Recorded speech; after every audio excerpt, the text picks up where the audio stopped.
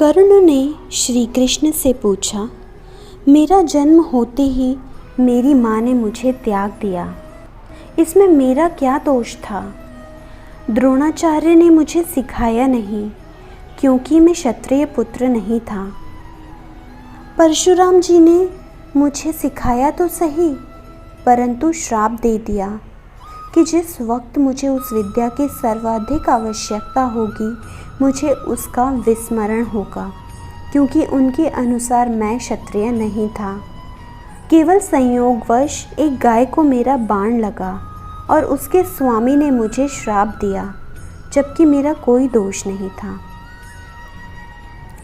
द्रौपदी स्वयंवर में भी मेरा अपमान किया गया। माता कुंती ने मुझे आखिर में मेरा जन्म रहस्य बताया भी तो अपने अन्य बेटों को बचाने के लिए। जो भी मुझे प्राप्त हुआ है दुर्योधन से ही हुआ है, तो अगर मैं उसकी तरफ से लड़ूं तो मैं गलत कहाँ हूँ। श्री कृष्ण उत्तर देते हुए कहते हैं कि हे कर्ण, मेरा जन्म कारागार में हुआ। जन्म से पहले ही मृत्यु मेरी प्रतीक्षा में घात लगाई थी। जिस रात मेरा जन्म हुआ उसी रात माता पिता से दूर किया गया।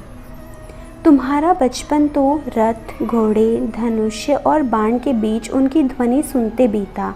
मुझे ग्वाली की गौशाला मिली, गोबर मिला और खड़ा होकर चल भी पाया उसके पहले ही कई प्राणघातक हमले झेलने पड़े।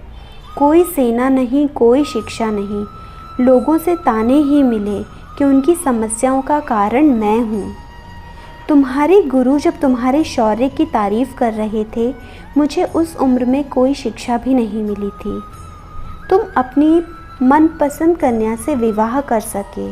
जिस कन्या से मैंने प्रेम किया वो मुझे नहीं मिली और उनसे विवाह करने पड़े जिन्हें या तो मेरी चाहत थी या फिर जिन्हें मैंने राक्षसों से बचाया था। मेरे पूरे समाज को यमुना के किनारे से हटाकर एक दूर समुद्र के किनारे बसाना पड़ा। अगर दुर्योधन युद्ध जीतता है तो तुम्हें बहुत श्रेय मिलेगा। धर्मराज अगर जीतता है तो मुझे क्या मिलेगा। मुझे केवल युद्ध और युद्ध से निर्माण हुई समस्याओं के लिए दोष दिया जाएगा। एक बात याद रहे कर्ण, हर किसी को जिंदगी चुनौतियाँ देती है। जिंदगी किसी के भी साथ न्याय नहीं करती। दुर्योधन ने भी अन्याय का सामना किया है तो युधिष्ठिर ने भी अन्याय भुगता है, लेकिन सत्य धर्म क्या है यह तुम जानते हो। कोई बात नहीं, अगर कितना ही अपमान हो, जो हमारा अधिकार है वो हमें ना मिल पाए, महत्व इस बात का है कि तुम उस समय उस संकट का सामना कैसे करते हो। जिंदगी न्याय नहीं करती इसका मतलब यह नहीं होता कि तुम्हें अधर्म के पथ पर चलने की अनुमति मिल गई है। जब हम प्रार्थना करते हैं तो ईश्वर हमारे कहने से ज़्यादा सुनता है। जितना हम पूछते हैं उससे ज़्यादा जवाब देता है। जितना हम कल्पना करते हैं उससे ज़्यादा अपने समय में और अपने तरीके से देता है। को आपकी समस्या एक जहाज़ की तरह बड़ी लगती है तो भूले नहीं कि प्रभु की कृपा सागर जितनी विशाल है। भोजन की कीमत भूख के समय होती है और भगवान की कीमत दुख के समय होती है। इसलिए अंधकार में छाया, बुढ़ापे में काया और अंतकाल में माया किसी का साथ नहीं देती है। श्री कृष्ण कहते हैं, क्षमा दुनिया का बहुत ही कीमती शब्द है, लेकिन इस क्षमा का कब और कैसे इस्तेमाल करना है यह बहुत ही आवश्यक है। श्री कृष्ण कहते हैं, जिनके साथ बात करने से ही खुशी दोगुनी और दुख आधा हो उन्हीं लोगों को अपनाना चाहिए, बाकी तो बस दुनिया है।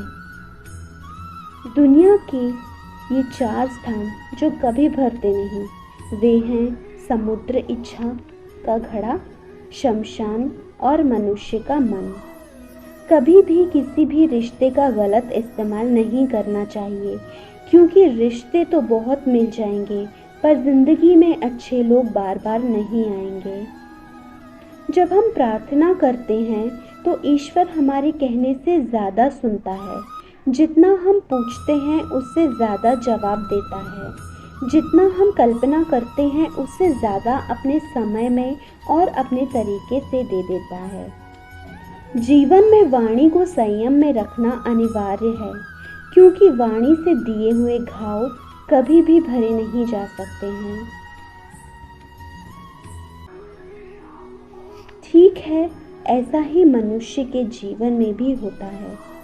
यदि एक गुणहीन व्यक्ति गुणवानों की संगत में बैठे तो उसे भी गुणवान समझा जाता है और सम्मान का पात्र समझा जाता है।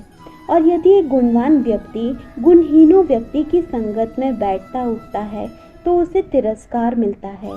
इसलिए अपने जीवन में संगति को सोच समझकर बनाना चाहिए। जीवन में कितना भी बुरा समय आए, लेकिन हमेशा परिवार के साथ रहें, क्योंकि सुख आएगा तो बढ़ेगा और दुख आएगा तो बटेगा। जब इच्छा की पूर्ति हो जाती है वह लोभ को जन्म देती है। जब वह संतुष्ट नहीं होता तो क्रोध को जन्म देता है। काम, लोभ और क्रोध तीनों के प्रभाव में आकर मनुष्य पाप करने लगता है।